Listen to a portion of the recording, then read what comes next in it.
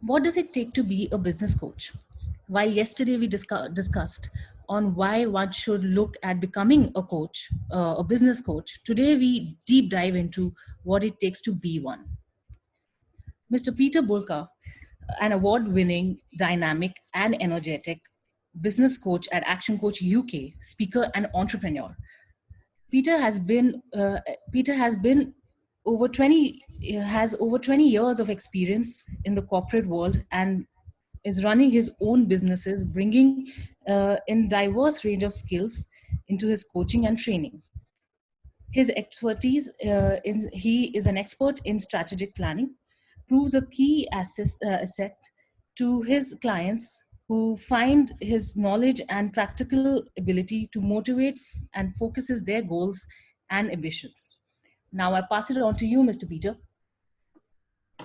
Thank you very much, and good morning everybody in India. Hope we are all well. Can we do a quick sound check? Number one, make sure that the sound's coming out clear, and number two, that the video's coming through clear. Right, we can hear you and we can see you. You can share your screen if you have a presentation. Well, I do.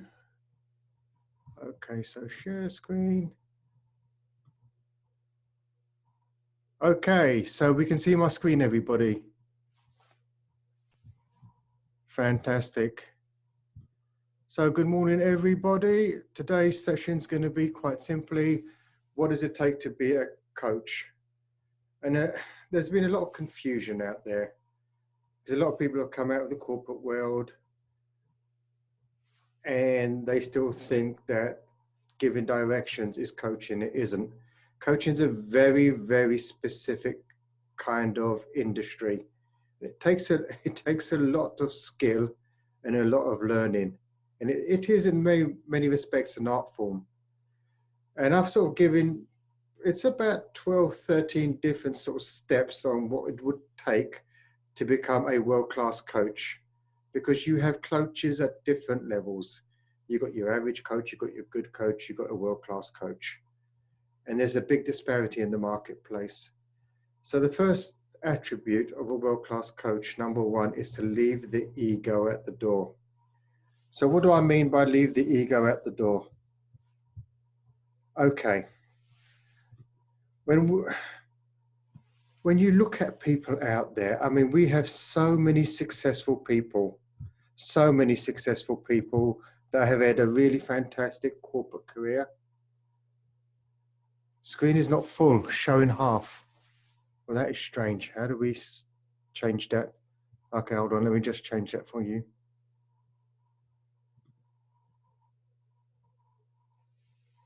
Okay, does that now show full? Everyone? Fine, great. So you think about it, people out there absolutely got a fantastic corporate career, very intelligent corporate people, 1 MBA, 2 MBAs, maybe 3 MBAs, whatever. No one really cares. No one cares about how intelligent or how qualified you are, because at the end of the day, the majority of SMEs that go into business, the reality is, guess what? They do not have any of that stuff. If India is anything to go by, like the rest of the world, most entrepreneurs, they haven't even finished school yet. They kind of just sort of ducked out of school and that was it. Okay, it says reduce the PI to 90%. I have no idea how to do that, I'm afraid. I wish I did. I have no idea how to reduce it. So you've got to understand that as an SME, they don't care how smart you are. The only thing they're wondering is, are you smart enough to help them? Can you actually speak their language? Can you come down to the level in which they're used to communicating? And it's really different. And I remember having a corporate career with McDonald's. I was trained a certain way. I was trained in a certain language. And it was a degree of sophistication that you don't realize you're being trained in. And then when you come back out and you go from a corporate environment into an SME environment, the rules are very, very different. And they don't want the fancy words or anything. They want you to talk to them in that language, their language. And it takes a lot of learning. It takes a lot of learning to learn that language. Second attribute about being a world-class coach is learn to listen and be present. And to learn to listen is a huge skill. You have 2 ears and 1 mouth. Please use them in proportion. I see so many people that love the sound of their own voice. And I'm sure you've come across these people that will talk. The only time they stop speaking is when they come up for some fresh air. Once they've got their fresh air, they're speaking again. The job of a coach isn't so much to speak. The job of a coach is more to listen than it is to speak. You've got to learn to be an active listener in the moment. Now, when I mean an active listener in the moment, it's about starting to think from the perspective that I'm not trying to forward think what my answer is going to be. I'm going to stay in the here and now, and I'm going to listen to what you have to say. And then once you've spoken, I will process what you have to say. I may not have an answer straight away, but I will then come and I will give you my considered response. And that considered response comes off the back of being present, listening to what's being said. Learn how to focus on the here and now. And do not think about what you're going to say next. I see so many coaches making that mistake where somebody is speaking and their head is in a completely different space. They're not thinking about the here and now. They're just thinking about, okay, what does my response need to be? That's the worst thing. You will kill a person off. You will kill a coaching relationship because the person will not believe that you are there for them. And whatever you do, do not finish off people's sentences. This was very much a challenge that I saw very much it was in corporate actually, where when in corporate, one's patience levels may not have been where they needed to be. And if you saw someone going down the wrong hole, you kind of would say, okay, well, I've got things to do. I'm really busy. Let me cut in. As a coach, we do not cut in. We allow people to process. We allow the people to speak and actually gather their thoughts. Attributes of a world-class coach. Number 3, get trained and certified. Now, I don't know how many people on this call today are actual coaches with Action Coach or independent coaches. But one of the things that's really important is that the market needs to have a degree of regulation. And we may come into coaching with a vast amount of experience, but that experience needs some fundamental kind of channel. Businesses need structure and a framework to grow. That is what's allowed organizations such as McDonald's to scale successfully. And if I think back and reflect upon my career within McDonald's, the one thing that was so clear to me was that the actual structure itself was unbelievable. It was put in such a simple language that everybody could understand it and everybody could follow it.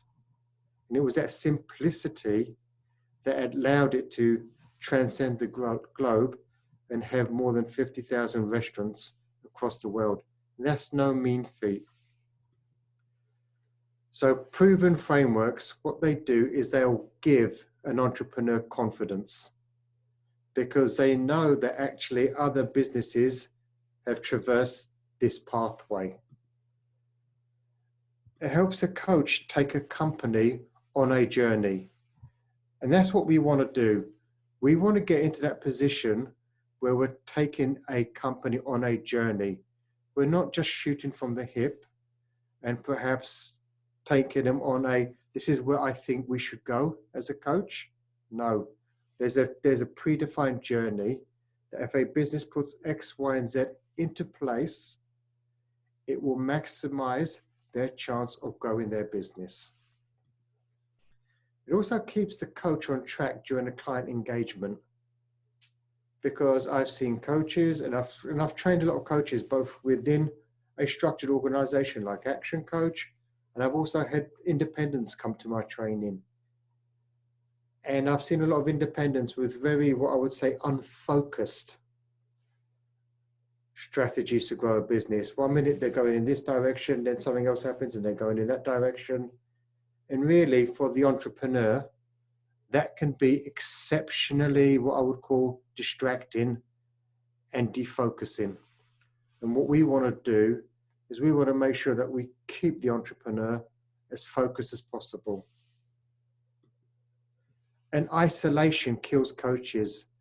Imagine as a business owner, when you are at the top of the tree and you are working and you don't have a coach, who do you speak to? Who do you actually talk to with regards to your business challenges? Now, the chances are you're not speaking to anybody, I'm afraid. You're in isolation, you're by yourself. It can be damn lonely. And when you don't have people to bounce off of, sometimes the decision you make when you make it, sort of an insular decision, isn't the best decision. And the same with coaches. I mean, coaches and business owners, we all live in the same world. We have times when our business are going fantastically well. We've got times when our business, unfortunately, isn't going well. And we know what it's like to have a crisis of confidence. And if you're by yourself and you have a crisis of confidence, how often have you caught yourself just sitting paralyzed, and to a degree even depressed, because it's quite a horrible place to be. So that's why we say, be part of a group. Coach is a domain specific or generalist is an interesting question. Ask me that at the end and I'll go into a bit more detail. But when we talk about becoming part of a coaching organization vary and they tackle different elements. So I'm a member of a number of coaching organizations. So the first one I joined was Action Coach, and that really gave me a good business structure to take a business on a journey. Then I thought, okay, where do I want to niche? So I started to say, I want to niche in really high growth businesses, looking at a 3 to 5 year exit strategy. And more importantly, those that looking to exit at maximum value. So then I went out and said, okay, well, what next coaching companies are there out there that offer a framework to allow companies to go on that journey? So I joined Scale Up Coaches. So I'm a member of about 5 different coaching organizations, all with very different attributes that allow me to help take entrepreneurs on a journey. I'll tell you something, the best thing is about being part of those different organizations, especially when you have a situation like you've got today with COVID and the world is going crazy, you're able to get the intelligence of the entire community and actually find solutions a lot quicker than you would do if you were by yourself. Number 4, be the guide on the side.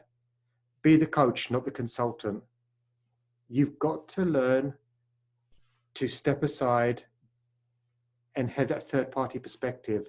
Remember, as a coach operates in the blind spot of a business owner.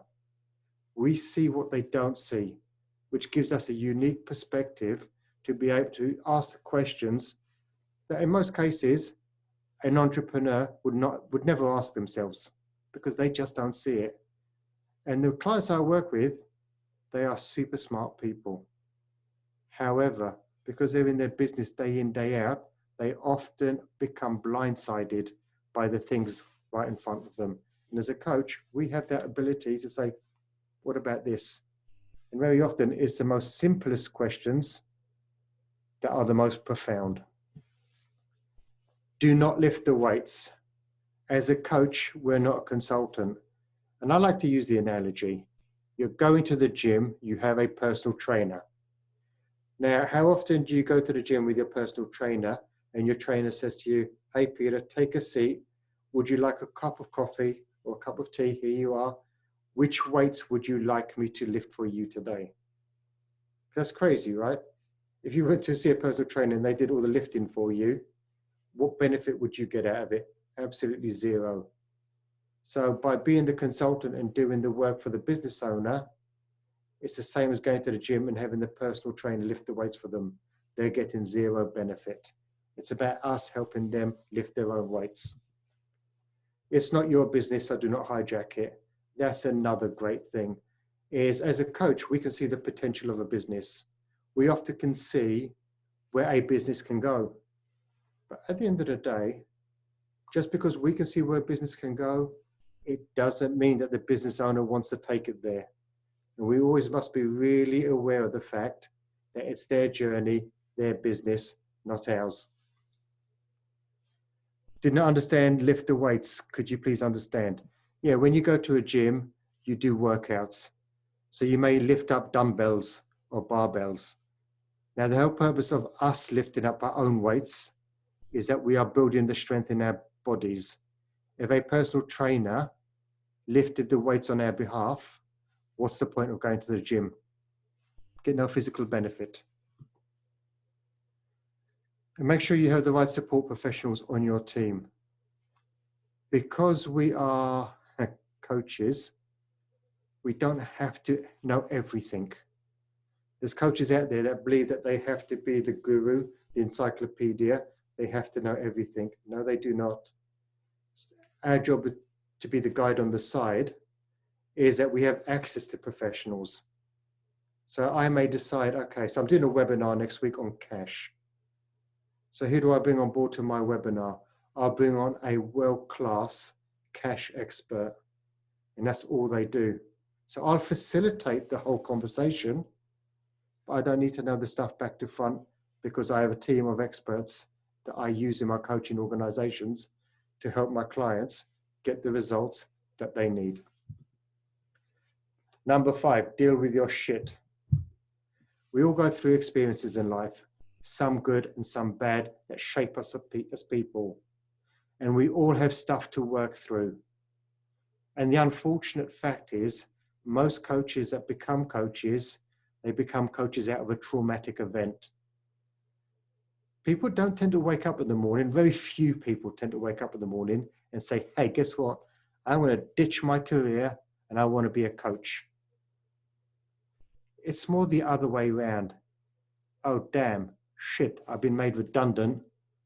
What do I do now? Oh, coaching looks like a good idea. And when you go through that kind of experience, it shapes you. And sometimes you're not going to have the most positive experiences. It's like I often mentor coaches that have become coaches that have come from let's say a corporate background. These are super smart people. But corporates are not necessarily known for their fantastic ability towards humanity. So they get great results, but they really do beat you along the way, and they change you as people. And unfortunately, you have a lot of head trash. We all do. I had a lot of head trash when I left McDonald's. It's a fact. Did a great job, but it also had a price to pay on me. So I always say, get a good psychologist, because you need to work through your stuff. And with coaching, the reality is it's a very self-effacing industry. So you're always going to have that mirror held up to you. And unless you deal with your stuff, unless you deal with your issues inside, if you're not comfortable with dealing with your issues, if you've got clients with similar issues to you, you're not going to help them deal with those issues because it's uncomfortable for you. Do not use your clients to heal your problem self. And I see so many coaches doing that. They haven't dealt with their issues, so they think by trying to heal their client, they can heal themselves. It's a very much of a danger zone. Do not go there. And do not use transference in coaching sessions. Just because things are not going the way you want them, sometimes coaches will say, okay, well, it's okay not to do that because it's not working for me. Do not ever use transference. That's dangerous. One of the quickest ways to lose a client. And do not impose your limiting beliefs on others. Just because we cannot do something, it doesn't mean someone else cannot do it. And very often, someone else can do it because they've got a better skill set than perhaps what we have. Number 6, have a coach yourself. You don't see what you don't see. Who's operating in your blind spot? I mean, as a coach, if you don't have a coach, I mean, how ridiculous is that? And to give you an example, I have 5 coaches coaching me at the moment, and I always have about 5 coaches, all in different areas. So all the areas I need to improve in and get better at and become far more skilled, I always get myself a coach, because for me, it's a shortcut. It's a shortcut for me to get my results much quicker than I would normally if I tried to work it out for myself. And it's congruent. How can I go to a business and say, hey, listen, you need a coach if I don't have one myself? And I often do get the question asked of me, who is your coach? So when I tell them I have 5 coaches, how surprised do you think they are? Very much so. And the reason you have a coach as well, we need to keep growing. As coaches, we are business owners as well. We have that, what I would call, we owe it to our clients to keep moving forward, to keep pushing ourselves, to be the best version of ourselves we possibly can. And it makes us better coaches. And as I said to you before, isolation kills coaches. We need to have someone that we can refer back to. We need somebody in our corner. What does congruency mean? Congruency basically means it's basically doing what you tell other people to do, is living it yourself. It would be like me saying to you, it would be like me saying to the kids, okay, you need to brush your teeth before you go to bed, without me brushing my own teeth.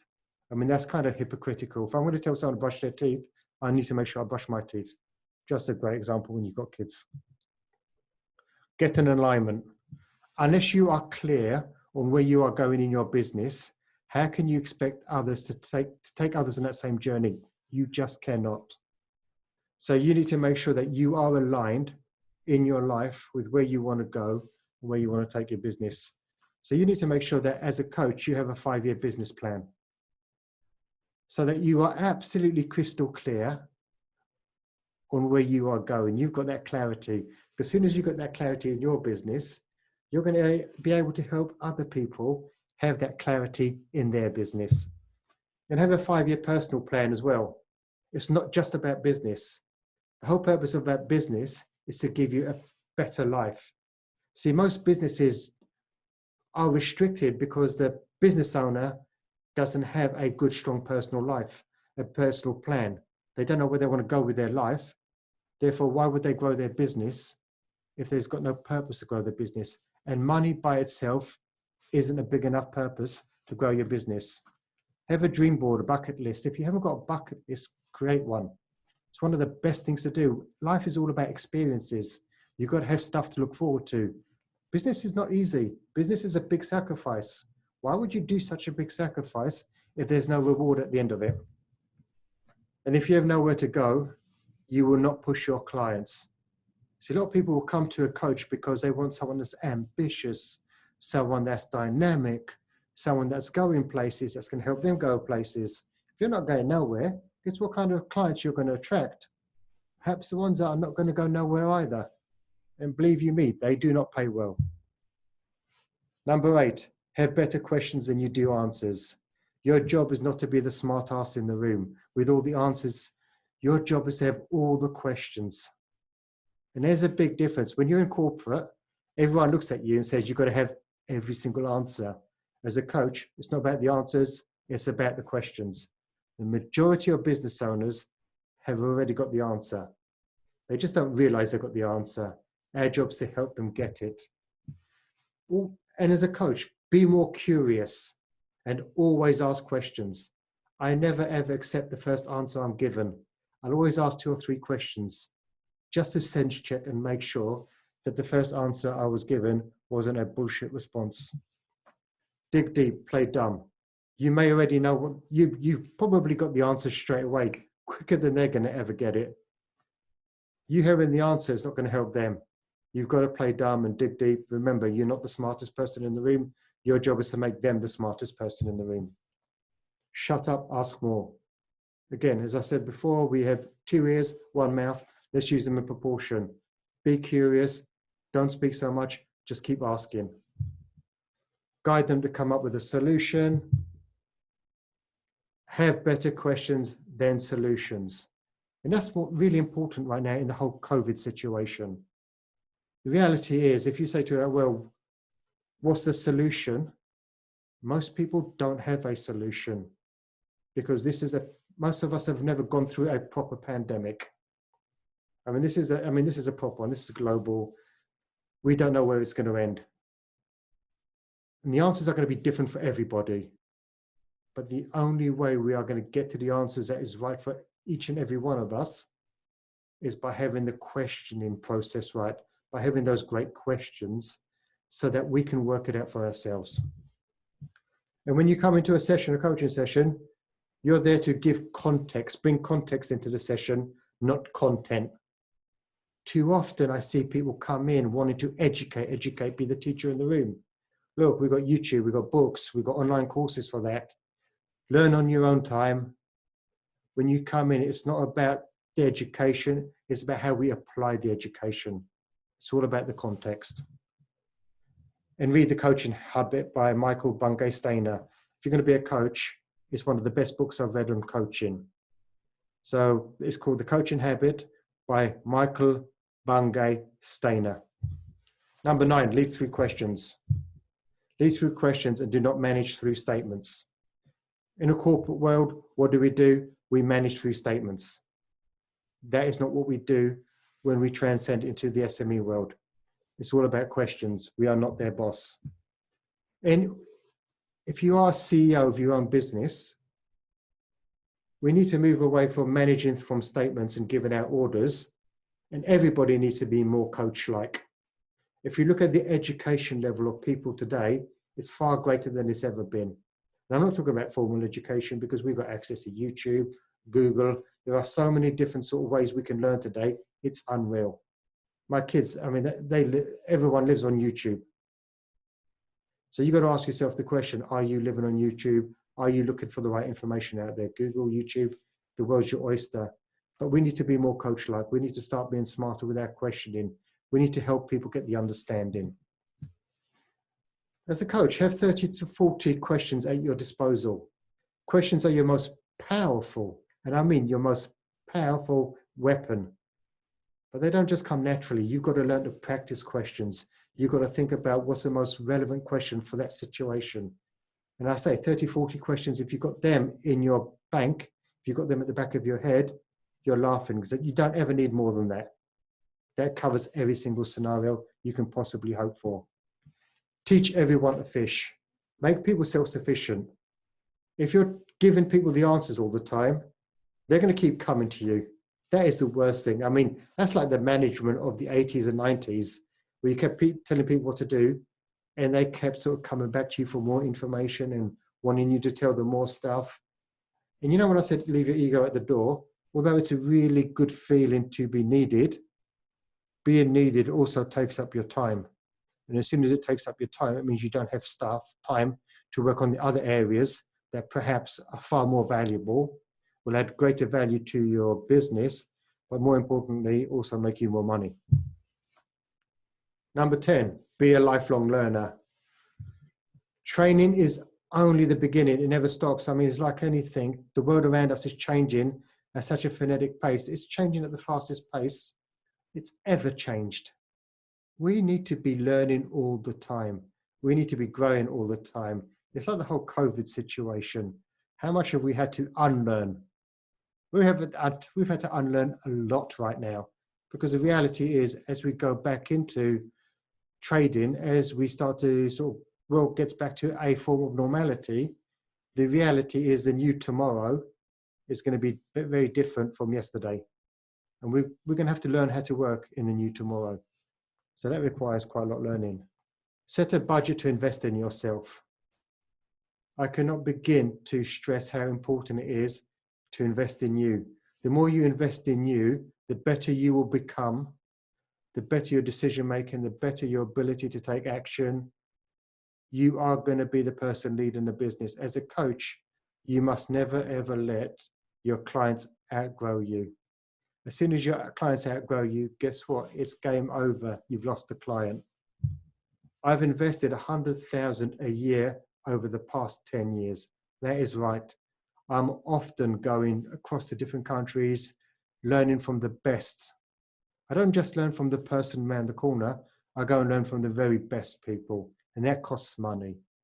But that's also allowed me to build a coaching practice and charge the kind of fees that I get to charge today. So there's no better investment than the investment in yourself. And then also then you invest in your people. Number 11, your body is a temple. Treat your body and mind with respect. And that is so important. What would your car look like if you treated it like you treat yourself? And I just see so many people that just go out there and all they do is they abuse themselves. They don't get enough sleep. They put rubbish food in their body. What do you think happens when you do that to yourself? Do you think you can work at the optimal sort of level? Absolutely not. That's the reason why we get our cars serviced. If we get our cars serviced, what does that allow us to do? That allows the car to operate at its best. It stops the car breaking down. How often do we see people break down because they don't take care of themselves? So number 1, nutrition's a key. Number 2, exercise is non-negotiable. When I work with my clients, if they don't exercise and they do not get a trainer, I do not work with them. Because if their body isn't fit, they're not going to work at the level that they need to. And we need business owners to be able to operate at a level like a world-class athlete. Because there's no difference between becoming a world-class athlete and a world-class entrepreneur. Very similar crossover. Meditation, calm the mind. You know what it's like. Your mind can be running 24/7. And if you're not careful, it will do damage to your brain. You need to calm down. You need to give it time to recover. And you need to rest. Sleeping is very good. Try to get 8 hours sleep a day. And recharge. What do you do to look after yourself? You may do loads to look after everybody else, but what about you? When do you go away and say, okay, I'm going to take a weekend for me? I'm going to go because I need to take the space and I need to recharge. Most people don't do it. Number 12, marketing. You need to be a world-class marketer that coaches, not a world-class coach that does marketing. I see so often that I meet super smart coaches that are bloody brilliant at what they do, but they don't have many clients. Why? Because they suck at marketing. So I made the decision years ago. I wanted to be a world-class marketeer, because if I could become a world-class marketeer that got clients, I can work on becoming a world-class coach. So most coaches do not market enough. They're lazy marketeers. Because it's not necessarily the fun zone. They don't put out enough content. And just to give you some context to it, I'm on probably 20 or 30 different marketing channels. Yeah, I'm on YouTube. I've got a podcast channel that's on Apple Podcasts, Spotify, Tunneling Radio. It's on Alexa. It's everywhere. I've got websites, Twitter, Instagram, Facebook for business, personal Facebook, and loads of others. You've got to get your stuff out there. You've got to make sure that your content is visible. You've got to be creating content all the time. I'm always releasing content on a weekly basis. And I don't necessarily enjoy it. I'm going to do webinars, etc. You've got to be frenetic at your marketing. Got to be on the channels like I discussed. And marketing is a daily habit. It's not a weekly habit. It's not a monthly habit. We should all be marketing daily if we want to become a world-class coach. 13, habits. Build a world-class set of habits. Affirmations. What are your I am statements every morning? Who's your future self going to be? And how are you programming yourself to become that future self? You've got to exercise daily. You've got to do some walking or whatever. Exercise is crucial to get the body moving. You've got to educate yourself. Always have little education pieces every single day. I do at least an hour reading a day. And that way that keeps my mind fresh. I mean, there are months where I've done 50 to 60 hours of reading. Now that is quite aggressive, but I tell you something, my mind was super sharp when I did that level of reading. discipline. As a coach, you've got to be super disciplined. Many people work from home. You've got to have rules in place, because if not, before you know it, time passes you by, you lose hours, you do not get what you need to get done. And then finally, you've got to be professional. You've got to show up as you would expect your coaches to show, your clients to show up. I see coaches out there, they're not professional, they don't look smart, they drive a very old car, their technology perhaps isn't the best. And you've got to understand that when you're a coach and you're going to be in front of a client, whether we like to admit it or not, we are being judged all the time. We are being judged. Not 50 hours a week, sorry, 50 hours a month of reading. Yeah, sorry, 50 hours a week. Wow, that would be super bad. Now, we're always being judged. So you've got to say to yourself, okay, what image do I want to project? What image, what do I want people to think of me?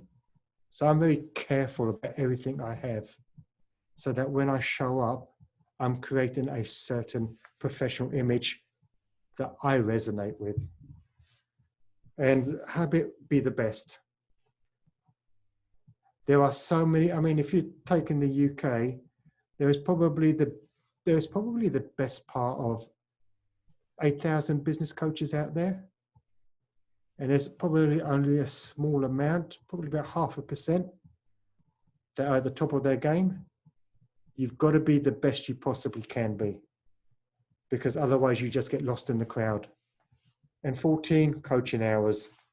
It takes 10,000 hours of purposeful practice to become a master of something. So when it comes to coaching, you can do all the courses, you can read all the books, but there is no substitute to practice, practice, practice. You're only going to get better at coaching if you go out there and you practice what you learn. Just to give you an example, over the 15 years I've been a coach, I have done over 30,000 coaching hours. I am not necessarily the smartest person in the world when it comes to coaching, but I'm probably one of the most experienced, which means I've got a frame of reference that I'm always pulling from, that allows me to ask the better questions. It's like right now with COVID, I know what questions to ask because I've lived through the 2007, 2008 recession. I have that frame of reference. It puts me in a unique position to be able to guide people and help them move forward. So to finish up, you need to list the 5 ideas that you need to take action on today. And let's open up for questions and answers. So if you've got any questions, I'm all yours.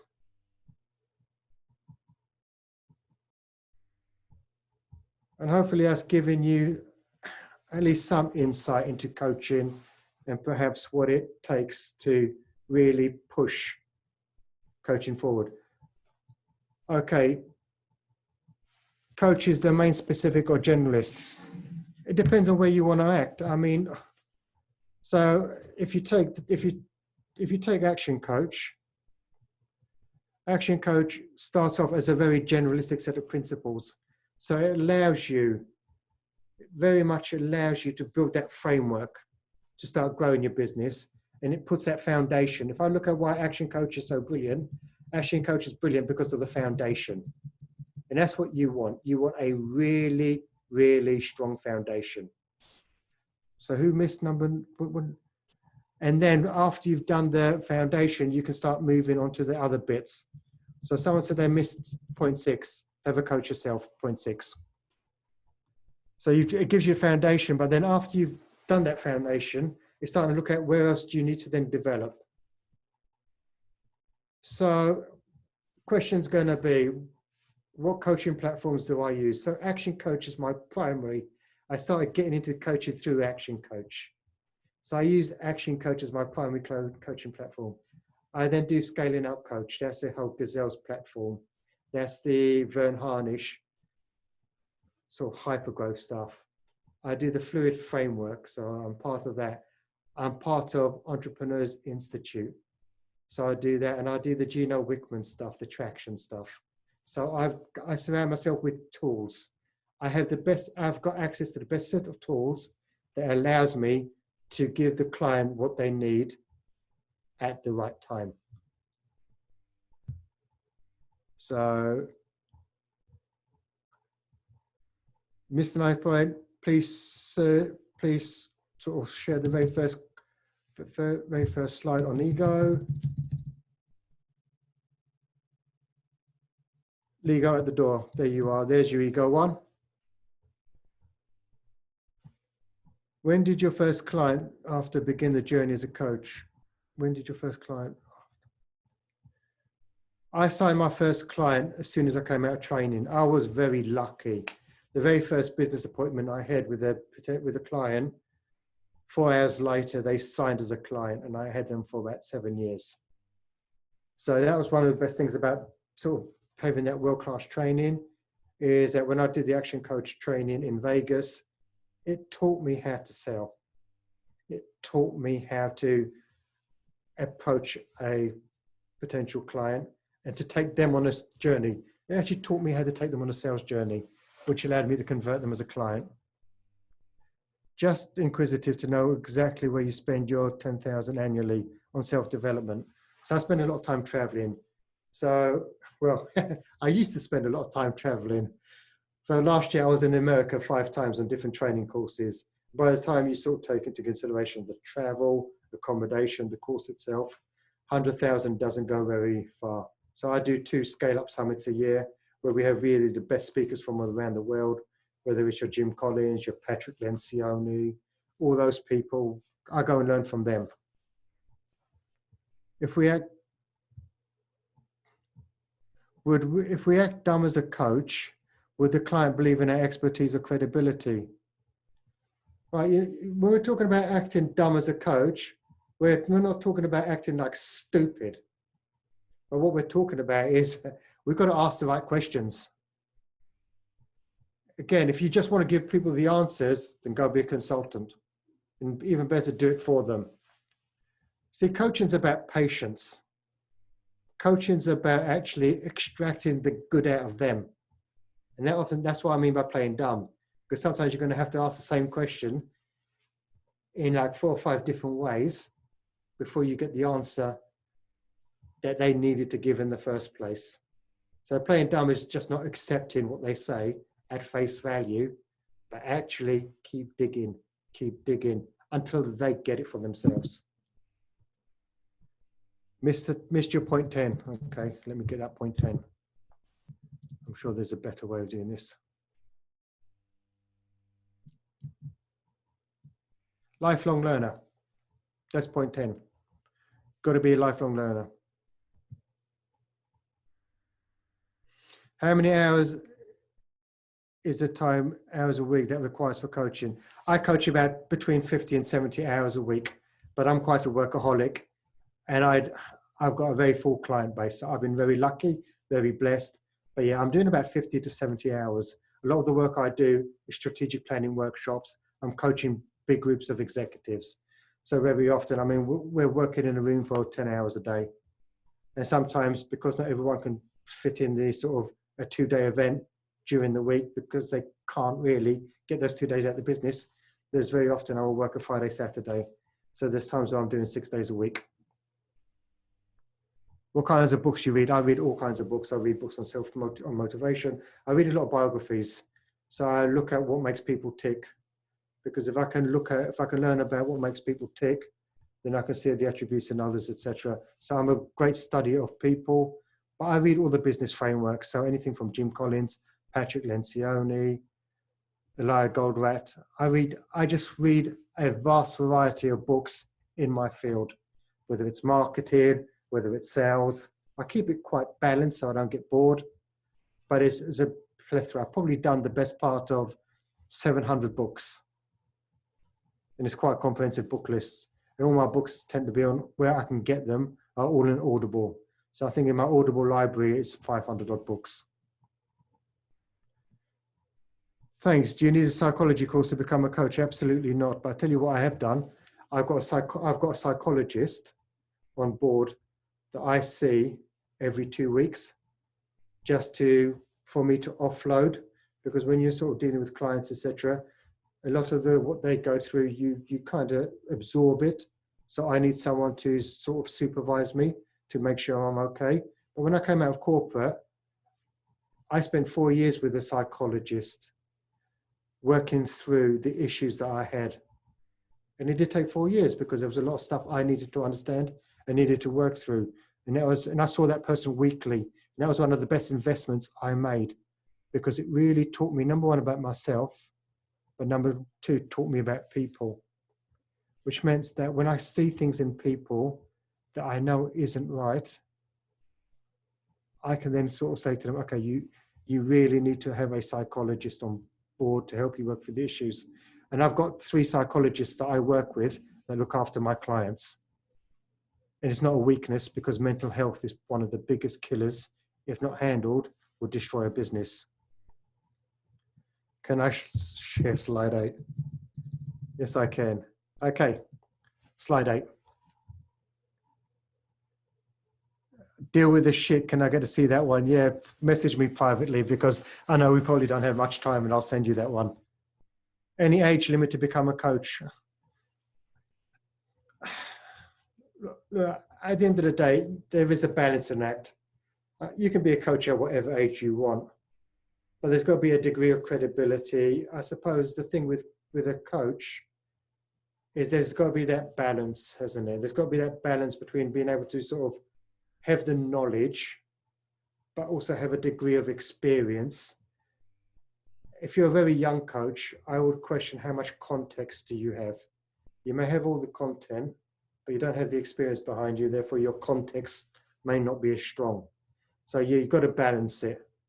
At the same point, there's no point you being 70 years old, becoming a coach, and you can't relate to perhaps the younger people. Because here's the interesting thing. I'm getting older each year. My client base is getting younger. So I can have all the context there is. I must be able to relate to that younger generation, but most importantly, be able to speak to them in their language, not my language. And my language has had to change over the years. And they use words I would never have dreamt of using. Any other books to read or people to look up? There are so many. I've given you Michael Bungay Stayner. You've got your Jim Collins, I said before. All of Patrick Lencioni's stuff is great. I mean, you've got David Meerman Scott on marketing. There's too much to list. I mean, you want to see some of the books that I've read, etc. I do loads of interviews with authors. So if you go on my YouTube channel, it's all there. I've got loads of stuff. All the people that I interview, the keynote speakers, they've got their own books. I don't interview them if their book is rubbish. So they'll give you a reading list of about 30 people there straight away. Somebody would like point 9. There you are, point 9. Lead through questions.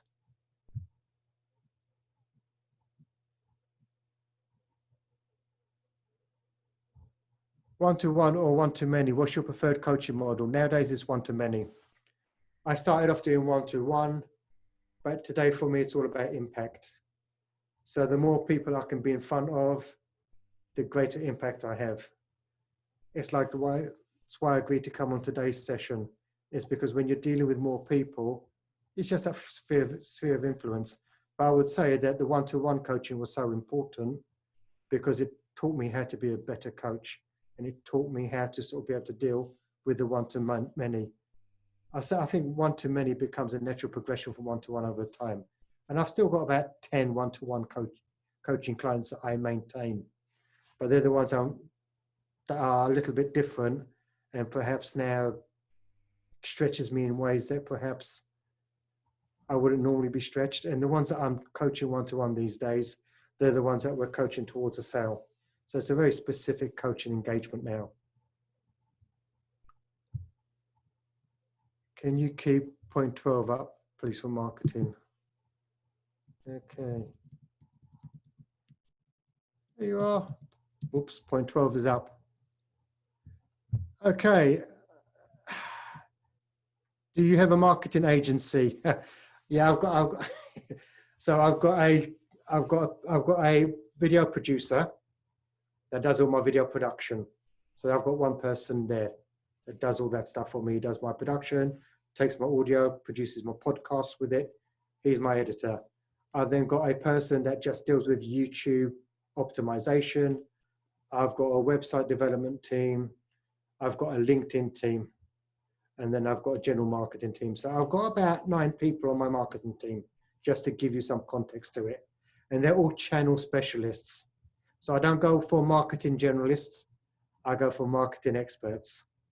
Because at the end of the day, marketing has become so complex, so difficult. I mean, damn, how can you learn it all? I mean, I've got one person that does my YouTube optimization, doesn't do anything else but YouTube. And that's always changing. That's why I've got a LinkedIn team, because LinkedIn is always evolving. Therefore, I need to make sure I'm on top of the latest LinkedIn thinking so that my LinkedIn marketing is effective, because there's nothing worse than doing a lot of marketing that gets you nowhere.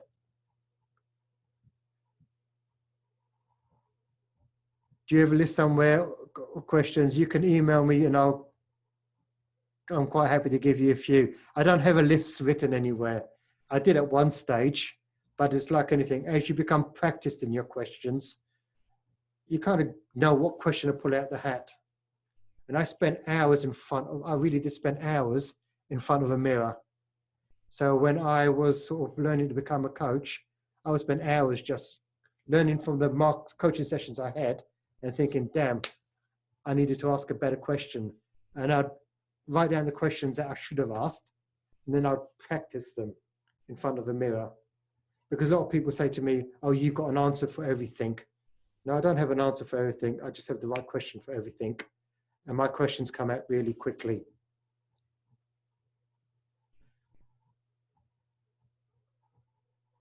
Okay. All my email details and my contact details will be put up there. I'll get the Indian team to share them, so you can sort of find my YouTube channel, etc. And we'll put my email there. If you've got any specific questions, just email me, because we're running out of time. Final one is, what sectors or industries are going to flourish post-COVID? Look, I don't think it's going to be COVID that changes an industry or sector. I think what you'll find is how we operate in those industries and sectors will change. But every business out there can flourish, providing you do the right things. A recession and a plague are two very simple things. If you take the pandemic right now, we've had pandemics throughout history. Every 100 years, we will have a plague that wipes out a portion of the population. Well, it's the same when it comes to a recession. It's just going to wipe out the weak businesses. The ones that make the change, the ones that develop, they're going to be strong and they're going to flourish. So everyone can flourish. And I think we should really conclude it here. Is that okay with everyone?